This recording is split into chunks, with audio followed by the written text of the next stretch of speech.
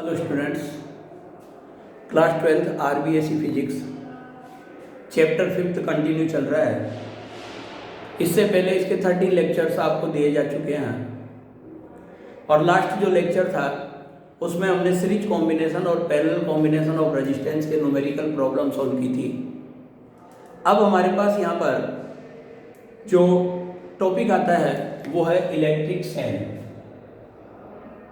Electric cell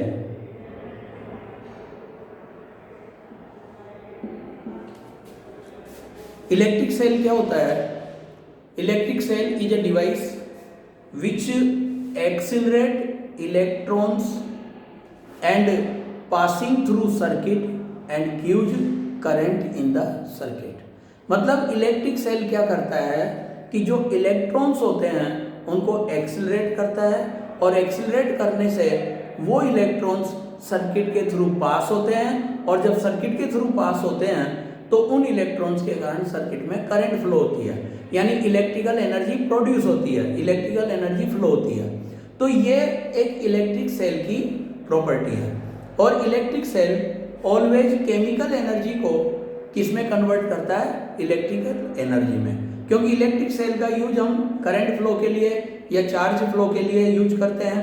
तो जो chemical energy होती है उसके अंदर स्टोर रहती है, उस स्टोर्ड केमिकल एनर्जी को यह एक किस में कन्वर्ट करता है? इलेक्ट्रिक एनर्जी में। तो that is electric cell. There are two types of electric cell. Electric cell दो प्रकार के होते हैं, दो टाइप के होते हैं। First is primary cell.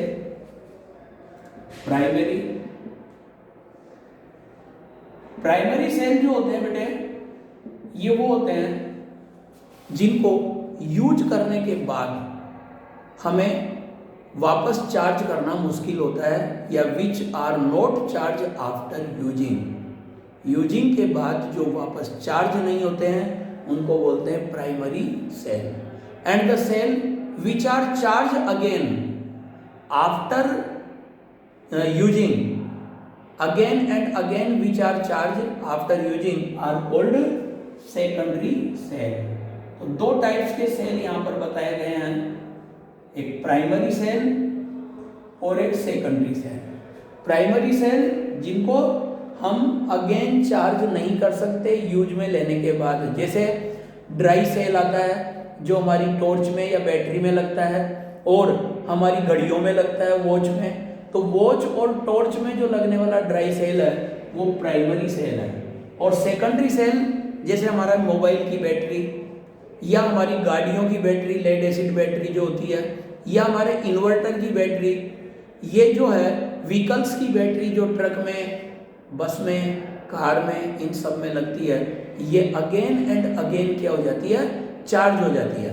तो इनको अपन कहते हैं बेटे सेकेंडरी सेल। प्राइमरी सेल में एक हमारी लैब में यूज किया जाता है लेक्लांसी सेल, डेनियल सेल, वो भी प्राइमरी सेल होते हैं। और सेकेंडरी सेल जो होते हैं वो लेड एसिड बैटरी या लेड एसिड सेल जो यूज किया जाता है बैटरी, वही सेकेंडरी सेल होता है। तो ये सेल की इनिशियल जानकारी हमें रहनी चाहिए। सेल में एक पोर्ट होता है, उस पोर्ट के अंदर एक सॉल्यूशन होता है।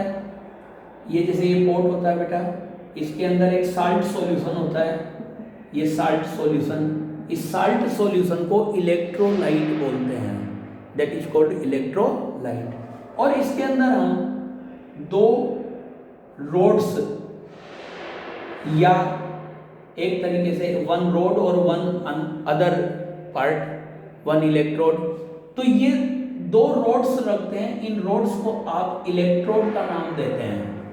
क्या बोलते हैं इन्हें? इलेक्ट्रोड्स। एक इलेक्ट्रोड इसमें एनोड होता है, एक इलेक्ट्रोड इसमें कैथोड होता है। एनोड उस इलेक्ट्रोड को बोलते हैं जहां पर एनाइन आते हैं। जैसे मान लो ये NH4Cl का सॉल्यूशन है, तो NH4Cl में आप जानते हैं NH4Cl में अगर आयोनाइजेशन होगा तो NH4 प्लस और Cl माइनस होगा। तो ये NH4 प्लस एटाइन और ये एनाइन, ये एनाइन जिस पर आएंगे Cl माइनस, ये यहाँ इसके नियरेस्ट आएंगे, ये एनाइन तो उस इलेक्ट्रोड को आप किसका नाम देते हैं? एनोड का। और जहां पर ये केटाइन आते हैं, केटाइन जैसे अमोनियम प्लस, NH4 प्लस, ये NH4 प्लस जहां आएंगे, ये उसको हम क्या नाम देंगे बेटा? केटाइन आ रहे हैं तो कैथोड। यानी कैथोड पर केटाइन आते हैं मीन्स पॉजिटिव चार्ज आयंस आते हैं, और एनोड पर हमारे पास एनाइन आते हैं मीन्स नेगेटिव चार्ज आयंस आते हैं। तो ये हमारी नॉलेज में रहना चाहिए। 2 इलेक्ट्रोड्स होते हैं, 1 इलेक्ट्रोलाइट, यानी ये इसेंशियल एक तरीके से थिंग्स है फॉर इलेक्ट्रिक सेल। इसके बाद यहाँ पर बात आती है electromotive force of a cell, EMF। Electromotive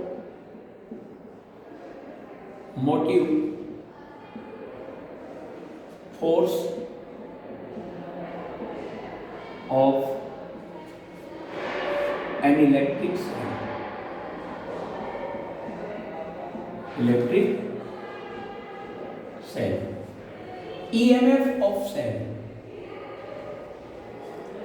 तो जब भी सेल को सर्किट में कनेक्ट करते हैं, सर्किट में या सेल के अंदर, आप यूं समझ लीजिए कि सेल के अंदर आयॉन्स और इलेक्ट्रोड्स के बीच में, ये इलेक्ट्रोड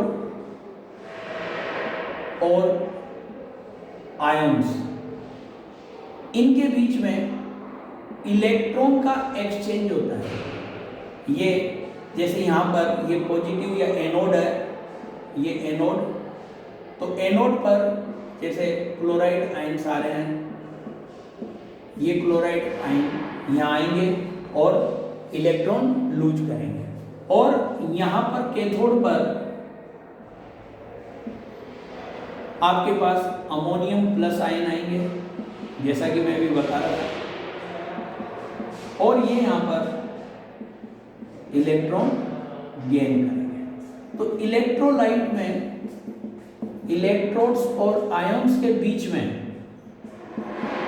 एक तरीके से एक्शन प्रोड्यूस होती है, रिएक्शन होती है।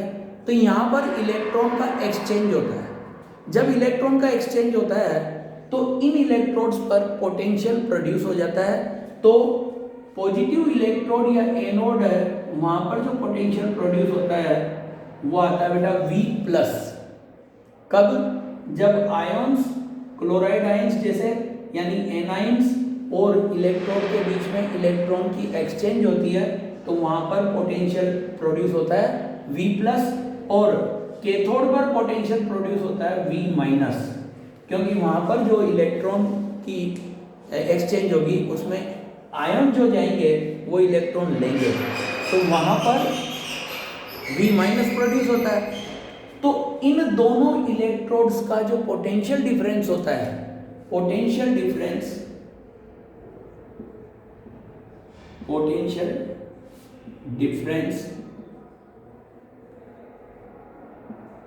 Between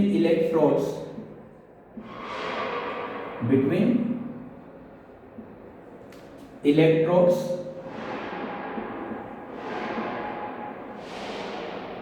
in cell when there is no current flowing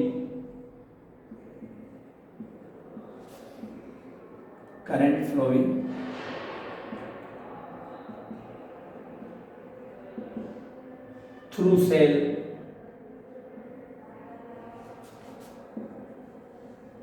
is called EMF of the cell। ये बेटा इलेक्ट्रोमोटिव फोर्स या EMF ऑफ द सेल ये डिफाइन किया जाता है। मीन्स आप ये कह सकते हैं कि E = V+ minus V- equal to that is V++ V-। ये आपके पास EMF ऑफ द सेल होता है, और इसकी जो यूनिट होती है वो वोल्ट होती है, क्योंकि ये वोल्टेज ही है या पोटेंशियल डिफरेंस है।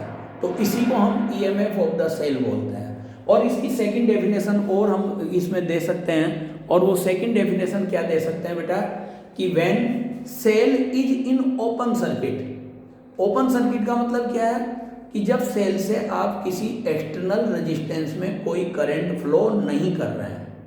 When cell is in open circuit then the potential difference between potential of electrodes is called EMF of the cell.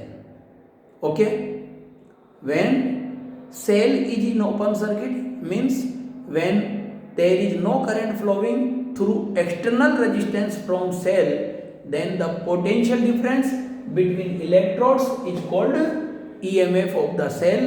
That is an essential property of cell and it's depend on nature of electrode and nature of electrolyte. आपने देखा कि यहाँ पर electrode और electrolyte यानी ions के बीच की reaction action only. तो ये केवल दो बातों पर डिपेंड करता है, नेचर ऑफ इलेक्ट्रोड पर एंड नेचर ऑफ इलेक्ट्रोलाइट पर। ठीक है, तो इस तरीके से ये ईएमएफ होता है। ये एक इसेंशियल प्रॉपर्टी है सेल की, मीन्स अगर सेल होगा तो इट इज मस्ट कि उसका ईएमएफ भी होगा। अगर सेल नहीं है तो ईएमएफ होना कोई वो नहीं है पॉसिबिलिटी, बट सेल होने पर उसका ईएमएफ होगा, चाहे वो ज़्यादा हो चाहे कम हो। इसके बाद आपके पास आता है terminal voltage of the cell. ये ओपन सर्किट में था, वो क्लोज सर्किट में आता है terminal voltage.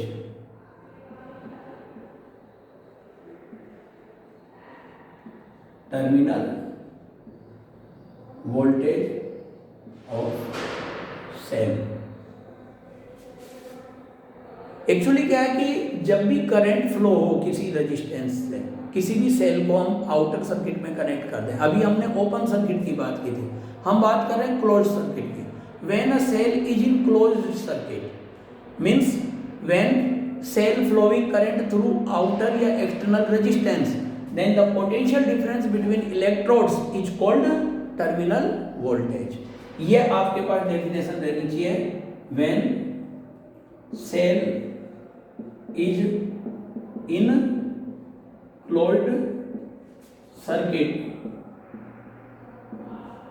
means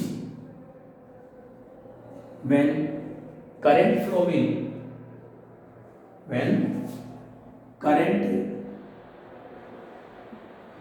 flowing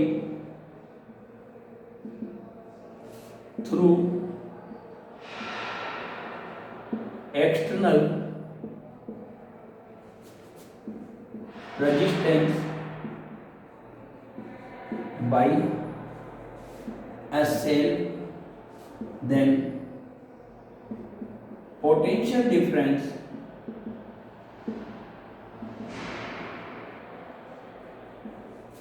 across electrodes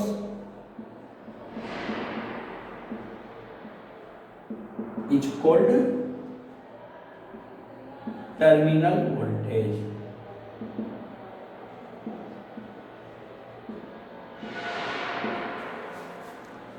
It is written by V,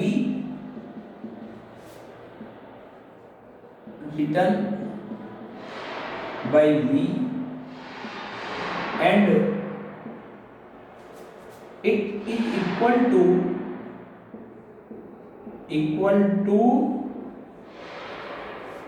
potential across outer resistance या external resistance।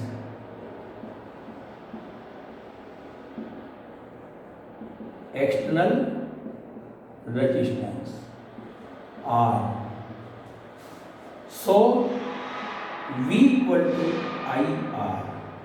ये बेटा जो होता है ये एक्सटर्नल रेजिस्टेंस के अक्रॉस जो पोटेंशियल प्रोड्यूस होता है उसके इक्वल है, और हम इसको V इक्वल टू IR से डिनोट करते हैं। इसकी यूनिट भी वोल्ट होती है। केवल EMF और टर्मिनल वोल्टेज में इतना डिफरेंस है कि EMF is equal to the potential difference between electrodes when cell is in open circuit, और potential ये terminal voltage is equal to the potential difference between electrodes when cell is in closed circuit. Okay, ये आपके पास इसमें आता है. इसके बाद इसमें है internal resistance of the cell. Internal resistance of the cell.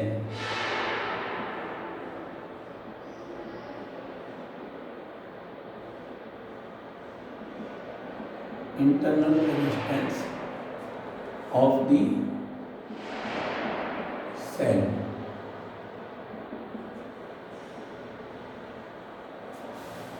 जब भी आप सेल से करंट फ्लो करते हैं, whenever current flowing through cell या करंट पासिंग थ्रू सेल और करंट गेटिंग थ्रू सेल, तो उसके अंदर आयंस मोशन में आते हैं. उसके अंदर आयन क्या करते हैं? मोशन करते हैं. आयन गति करते हैं.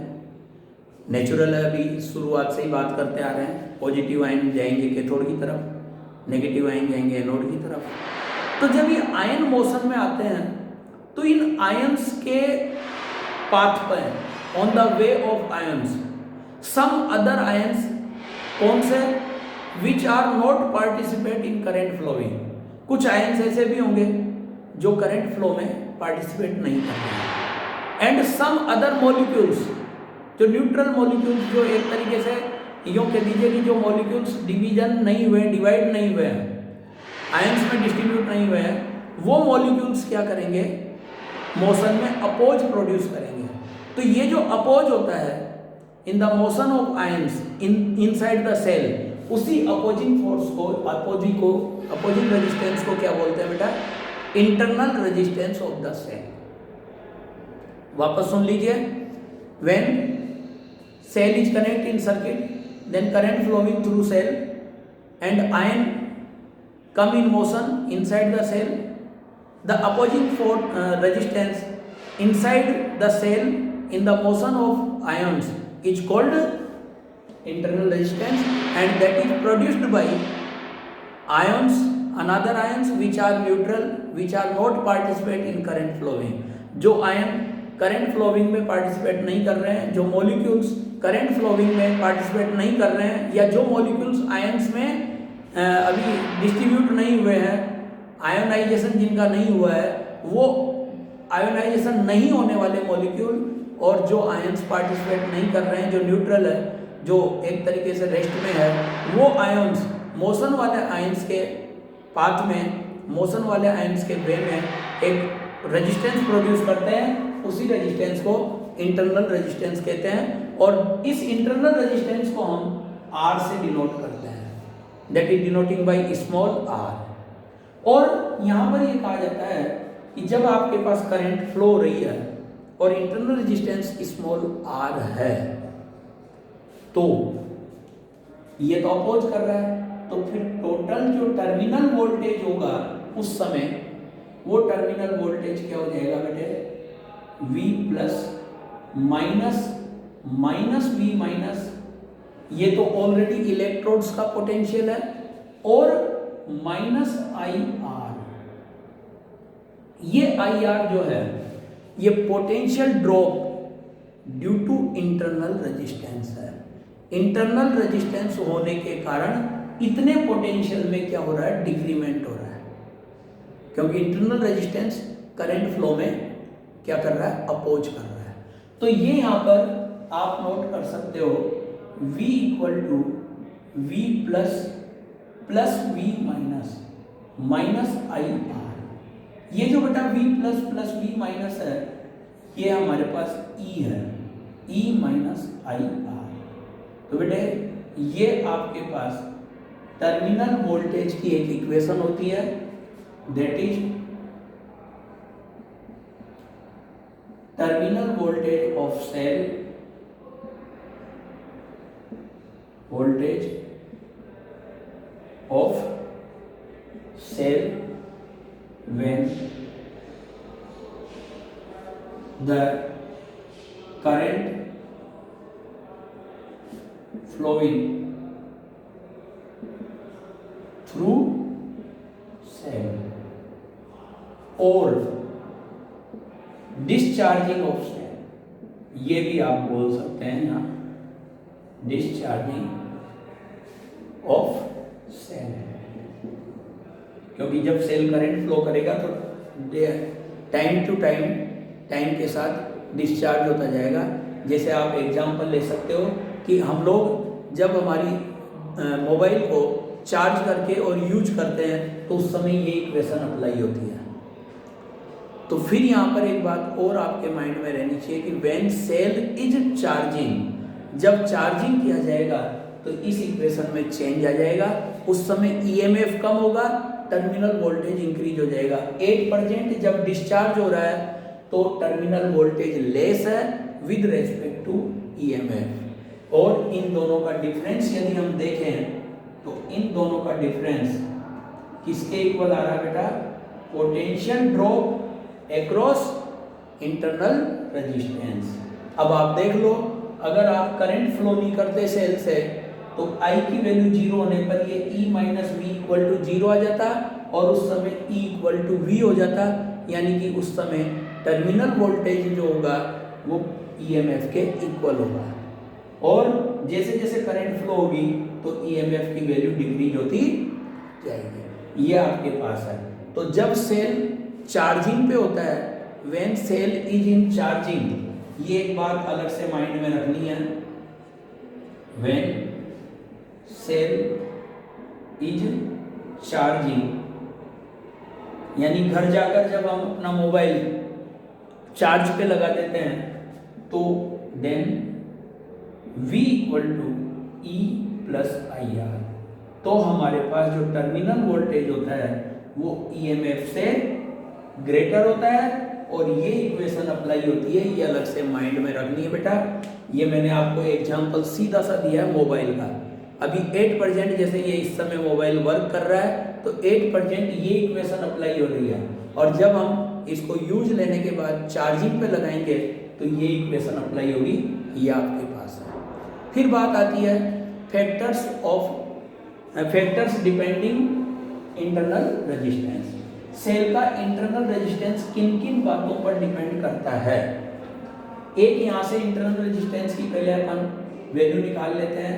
तो since V equal to E minus I R implies that IR is equal to E minus V implies that R is equal to E minus V upon I। ये इंटरनल रेजिस्टेंस का formula E और V और I की form में आ गया। लेकिन अगर हम इसे V equal to I R put कर दें तो यही formula E minus I R upon I हो जाएगा, और इसी की थर्ड फॉर्म ये भी आ जाएगी बेटा, E minus V upon V upon R. तो ये आर डिनोमिनेटर में से न्यूमरेटर में जाएगा तो यहाँ पर ये इसका थर्ड फॉर्मूला बन जाता है, E minus V upon V into. अलग अलग कंडीशन में अलग अलग फॉर्मूला यूज होगा। ये कब होगा? जब E, V और I गिवन है। ये जब E, R और I गिवन है तब, और ये E, V और R गिवन है तब। तीनों फॉर्मूले इंटरनल रेजिस्टेंस ऑफ सेल के हैं। और इंटरनल रेजिस्टेंस ऑफ सेल जो होता है वो 3-4 बातों पर डिपेंड करता है।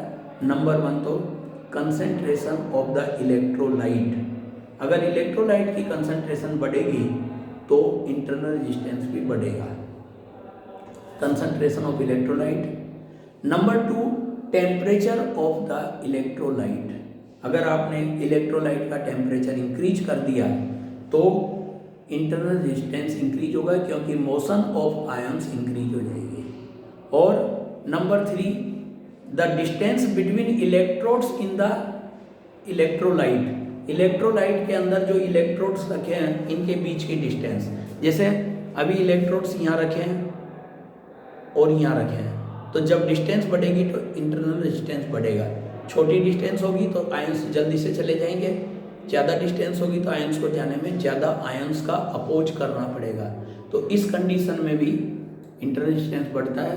और फोर्थ है the area of electrode dipped into electrolyte. जैसे ये इलेक्ट्रोड है तो एक तो इतना एरिया डिप्ड हो, एक इतना एरिया डिप्ड हो। अगर कम एरिया डिप्ड होगा तो इंटरनल रेजिस्टेंस ज़्यादा होगा, और ज़्यादा एरिया डिप्ड होगा तो इंटरनल रेजिस्टेंस कम होगा। यानी area of electrode dipped in electrolyte बढ़ेगा तो इंटरनल रेजिस्टेंस की वैल्यू में डिक्रीमेंट आएगा। और एक आपके पास ये है कि जो इंटरनल रेजिस्टेंस होता है वो सेल के डिफेक्ट्स पर भी डिपेंड करता है। अब डिफेक्ट्स में जैसे लोकल डिफेक्ट आता है, लोकल डिफेक्ट में मान लो इलेक्ट्रोलाइट में कोई इम्प्योरिटी हो, तो इलेक्ट्रोलाइट में अगर इम्प्योरिटी होगी तो सेल के इंटरनल रेजिस्टेंस को अफेक्टेड करेगा वो। या जो इलेक्ट्रोड्स है उन पर पोलराइजेशन की प्रॉपर्टी आ जाए, पोलराइजेशन का मतलब कि उन पर आयंस जमा होने लग जाए, ठीक है, और वो आयंस हटे ही नहीं, तो वो आयंस जो एक तरीके से ऐड हो जाएंगे, वहाँ जमा हो जाएंगे, तो वो अदर आयंस में अपोज प्रोड्यूस करेंगे। तो इस तरीके से 5 फैक्टर्स आपके पास है इंटरनल रेजिस्टेंस को अफेक्ट करने वाले। That's all for today, thanks.